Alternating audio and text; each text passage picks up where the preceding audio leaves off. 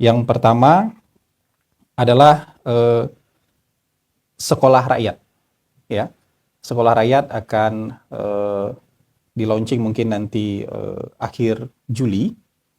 Ini akan ada 100 sekolah rakyat untuk tahap pertama yang akan menerima anak-anak dari keluarga yang mengalami kemiskinan ekstrim.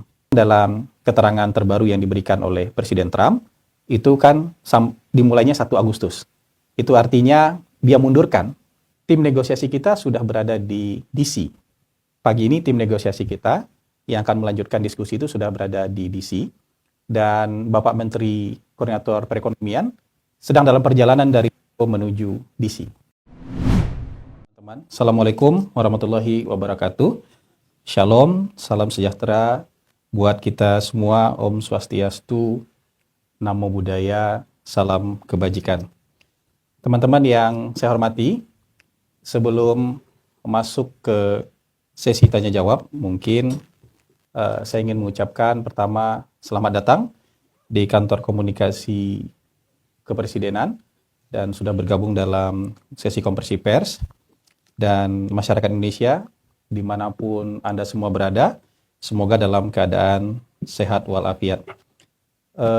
Kali ini saya ingin menyampaikan beberapa update dan perkembangan terbaru dari pemerintah. Pada bulan Juli ini ada beberapa agenda penting yang akan dijalankan oleh pemerintah, dan itu juga bertepatan dengan perayaan 80 tahun kemerdekaan Indonesia. Jadi akan ada 3 program yang akan diluncurkan oleh pemerintah sepanjang bulan Juli, dari awal sampai akhir bulan Juli ini. Ini merupakan bagian dari trisula program pemerintah untuk pemerataan pembangunan dan pengentasan kemiskinan. Teman-teman mungkin perlu juga mengetahui bahwa pemerintah di bawah pimpinan Presiden Prabowo Subianto itu punya 3 senjata untuk mengentaskan kemiskinan dan untuk mencapai Indonesia Emas. Senjata yang pertama itu adalah kesehatan, senjata kedua pendidikan, dan senjata ketiga adalah sosial ekonomi. Nah, ada 3 program yang sangat besar, sangat masif juga yang akan diluncurkan di sepanjang bulan Juli ini, akan diresmikan oleh Bapak Presiden nanti. Yang pertama adalah sekolah rakyat, ya. Sekolah rakyat akan di-launching mungkin nanti akhir Juli. Ini akan ada 100 sekolah rakyat untuk tahap pertama yang akan menerima anak-anak dari keluarga yang mengalami kemiskinan ekstrim. Jadi program ini adalah untuk memutus rantai kemiskinan.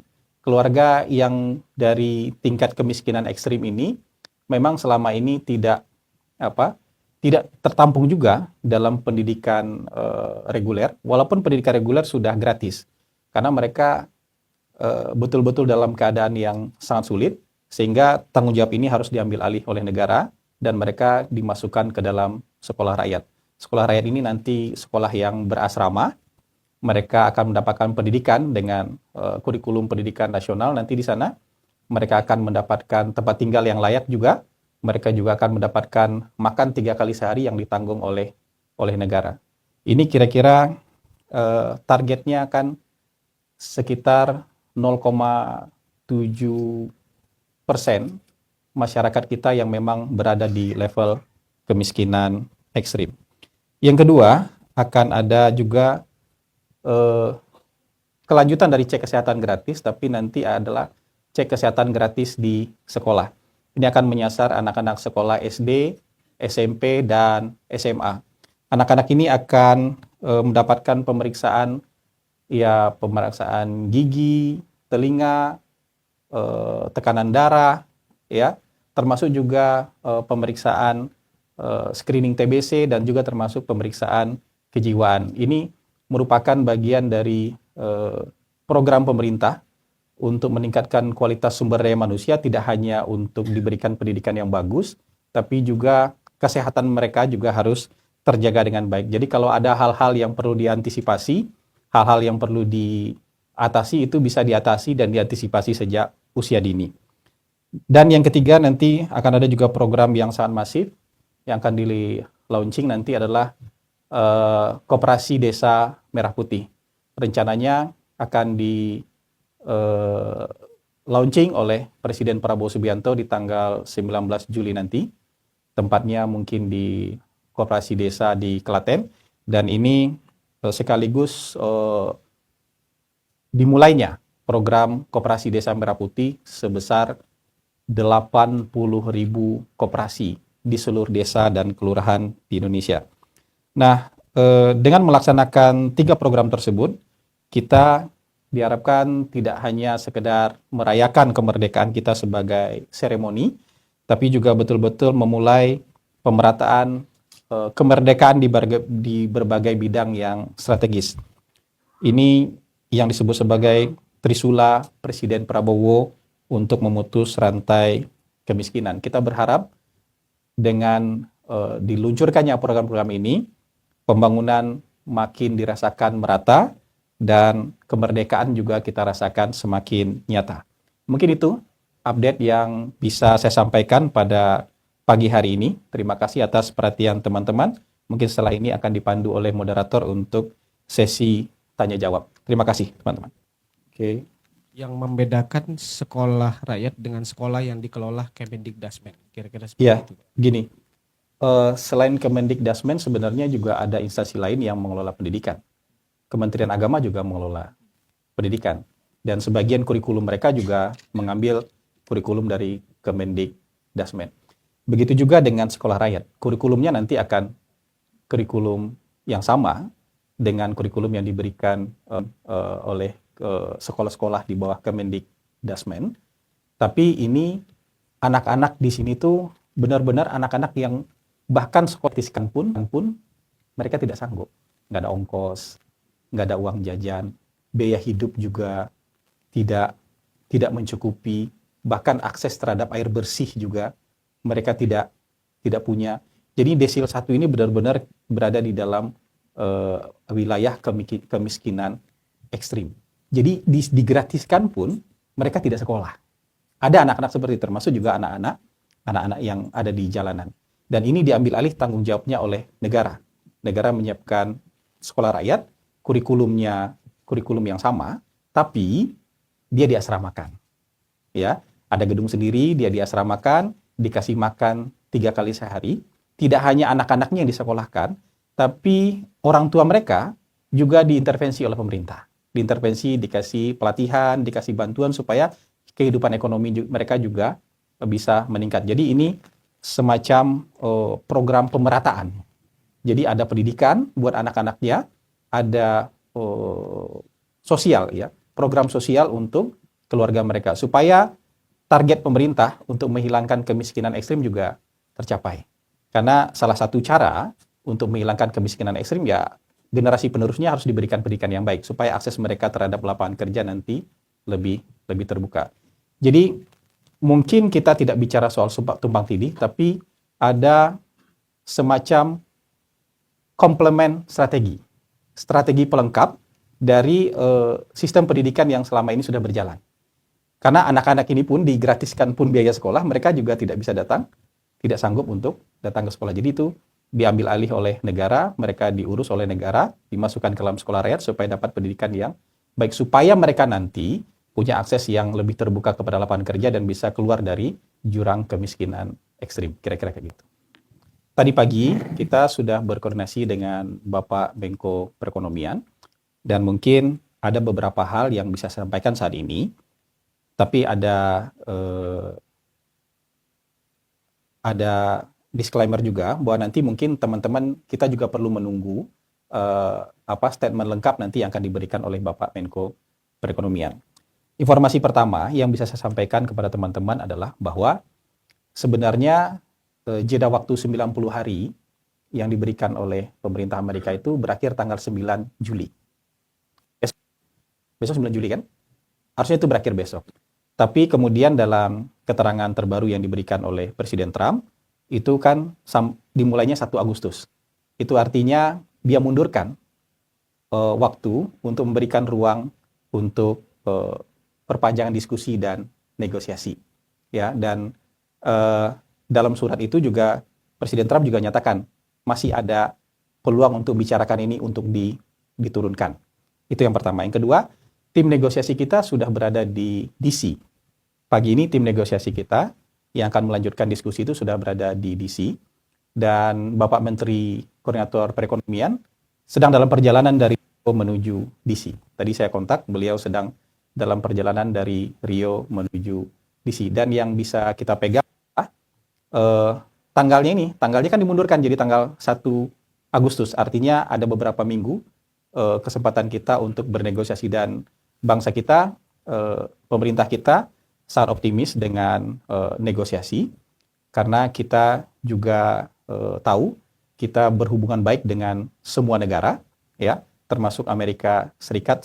Selama ini kita berhubungan sangat baik, dan tentu hubungan baik itu bisa menjadi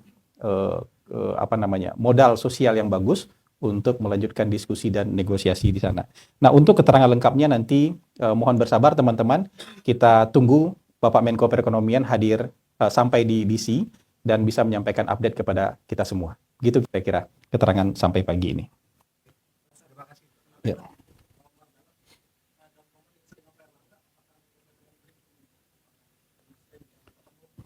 Sampai sekarang tidak ada informasi soal itu. Tidak ada informasi soal itu. Kalau penunjukan duta besar itu kan memang hak prerogatif presiden. Pertimbangannya tentu banyak. Termasuk juga pertimbangan situasi global tentu juga menjadi pertimbangan besar dari Presiden Prabowo. Dari 24 ini mungkin 18 calon karir, benar ya? 18 itu adalah calon karir yang memang berkarir di Kementerian ke luar negeri, dan maksudnya diplomat karir. Ada sisanya itu orang-orang yang dianggap punya kemampuan, punya modal sosial, punya keluasan, punya kelincahan, banyak network di negara yang bersangkutan. Jadi kalau berbasis integritas, kompetensi, pengalaman, tidak melulu harus karir, tapi kompetensi, networking, tahu seluk-beluk sebuah negara itu menjadi pertimbangan penting juga untuk menunjuk seorang duta besar. Dan memang posisi-posisi yang diisi ini memang posisi-posisi yang sudah kosong, bahkan beberapa sudah lama kosong. Ya, jadi memang harus diisi. Jadi ini bukan soal prosesnya cepat atau tidak, tapi memang posisi-posisi ini harus sesegera mungkin diisi oleh pemerintah kita untuk menjalin hubungan yang lebih baik dan lebih erat dengan negara-negara sahabat. Jadi nanti diharapkan ke depan juga para duta besar ini bisa meningkatkan hubungan baik negara kita dengan negara sahabat, tentu tidak hanya dalam soal ekonomi, tidak hanya dalam soal diplomasi, tapi dalam segala macam hal untuk menciptakan perdamaian dunia. Ini penting nih, Pak Presiden selalu sampaikan menciptakan tatanan dunia yang stabil. Karena begitu tatanan dunia tidak stabil, pasti punya impact terhadap banyak hal, termasuk perekonomian negara kita. Termasuk juga di Amerika kan sudah kosong beberapa tahun dan harus segera diisi. Tentu kepentingannya adalah untuk kepentingan jangka panjang. Hubungan baik, diplomasi, hubungan kerjasama, hubungan ekonomi kita dengan Amerika Serikat dalam jangka panjang. Tentu tidak hanya spesifik ya untuk 1-2 tujuan tertentu, tapi untuk kepentingan kita di jangka panjang. Kira-kira seperti itu. Kalau soal outlook pertumbuhan ekonomi, kita kan harus meletakkan negara kita dalam situasi internasional. Jadi kondisi globalnya memang melambat. Bahkan mungkin prediksinya rata-rata pertumbuhan global mungkin hanya 2,3%. Rata-rata pertumbuhan global. Nah, kalau ada perubahan-perubahan dalam situasi internasional, situasi ekonomi, ada dampaknya terhadap kita, tentu kita harus melakukan penyesuaian. Tapi dengan penyesuaian ini pun, sebenarnya kita masih dalam suasana yang sangat optimis. Karena kan jauh di atas prediksi pertumbuhan global yang hanya sekitar 2,3%. Kita masih jauh di atas itu. Bahkan mungkin hanya beberapa negara, mungkin Vietnam, Filipina, yang prediksinya di atas kita pertumbuhannya. Jadi kita termasuk salah satu yang masih tinggi. Jadi ini bukan bagian dari pesimisme, justru kita masih sangat optimis dengan melihat situasi secara keseluruhan di dunia. Negara-negara lain ya mungkin hanya antara 0 sampai 1% saja prediksi pertumbuhannya, sementara kita masih di angka yang masih cukup tinggi. Nah, nanti juga 6 bulan ke depan kita akan bisa menyaksikan bahwa kan sudah mulai ada relaksasi ya, belanja pemerintah, belanja modal, belanja barang, ya, belanja bantuan sosial, itu juga mungkin akan menstimulus perekonomian kita di dalam 6 bulan ke depan. Makanan bergizi gratis ketika banyak itu nanti sudah mencapai target misalnya, itu juga akan menstimulus perekonomian kita. Jadi nanti mungkin ini penyesuaian-penyesuaian yang dibuat hari ini, tapi kita berharap tentu ada perbaikan-perbaikan untuk sampai 6 bulan yang akan datang. Pertanyaan kedua, disuruh cari kerja ke luar negeri. Jadi gini kira-kira analoginya gini.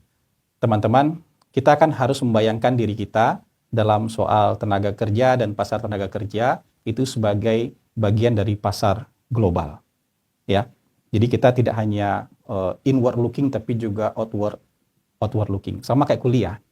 Kalau kalian kuliah di dalam negeri, karena di dalam negeri tersedia universitas dan perguruan tinggi yang baik. Tapi begitu ada kesempatan untuk kuliah ke luar negeri, pasti diambil juga kan? Kemungkinan besar juga diambil kan? Jadi bukan karena tidak ada kesempatan untuk kuliah di dalam negeri, tapi kesempatan di luar negeri itu juga menarik untuk diambil. Jadi kita anggap ini memperbanyak opsi, ya, memperbanyak pilihan-pilihan untuk kuliah, memperbanyak pilihan untuk bekerja. Jadi bukan karena tidak ada pekerjaan dalam negeri, karena kalau menurut data sampai Mei 2025 itu sudah tercipta, 1 tahun terakhir tercipta lapangan kerja sebesar 3,6 juta lapangan kerja. Februari ya. Februari 2024 sampai Februari 2025 tercipta sekitar 3,6 juta lapangan kerja. Lapangan kerja di Indonesia ada. Tapi ada pilihan di luar negeri yang menarik, kan nggak apa-apa. Jadi kan kita sudah terbiasa juga dengan budaya merantau. Jadi bukan karena tidak ada lapangan kerja di dalam negeri, tapi ada opsi yang menarik itu kan baik juga untuk diambil. Toh banyak negara juga sekarang mengalami kekurangan tenaga kerja. Negara-negara yang jumlah penduduknya sedang mengalami penurunan, mereka mengalami kekurangan tenaga kerja. Kesempatan itu jadi peluang emas buat kita, ya. Kalau kita mengambil, dan tentu kesempatan kuliah di luar negeri membuat kita jauh lebih baik, networking kita tambah luas, begitu juga kesempatan kerja di luar negeri. Membuat mungkin skill kita bisa di-upgrade, membuat networking kita bisa juga lebih luas, lebih bagus, sehingga ketika pulang nanti ke dalam negeri itu bisa punya nilai tambah yang besar buat bangsa dan negara. Jadi nggak dikotomis ini, ya, bukan nggak ada lalu pergi keluar, tapi ini opsi-opsi. Dan kita dengan globalisasi, dengan terkoneksinya antar negara hari ini kan banyak kesempatan di luar yang kalau nggak diambil itu kan sayang, gitu. Ya kan teman-teman kita yang ngambil kerjaan di luar bukan karena tidak ada kesempatan dalam negeri, tapi ada kesempatan yang juga cukup menjanjikan ada di luar negeri. Tapi kira-kira kayak gitulah gambarannya. Analoginya analogi kuliah aja lah, ya. Bukan tidak ada di dalam, tapi kesempatan di luar kalau ada kenapa enggak? Kira-kira begitu.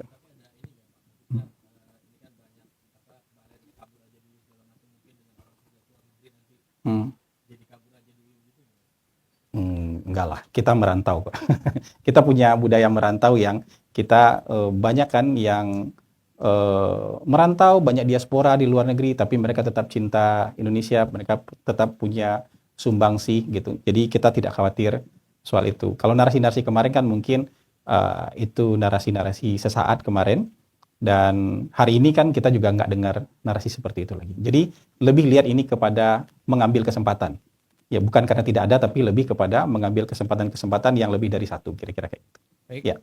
Saya rasa cukup Pak. Cukup? Ya. Terima kasih teman-teman. Sama-sama. Terima kasih teman-teman semua ya sudah hadir di sini. Dan nanti mungkin ke depan kita bisa rutin ya, dengan ada ruangan ini bisa lebih nyaman juga buat teman-teman. bisa lebih oke juga dan bisa lebih terstruktur dan ya, sistematis lah kita memberikan keterangan pers dan update terhadap teman-teman. Terima kasih banyak semuanya. Assalamualaikum warahmatullahi wabarakatuh.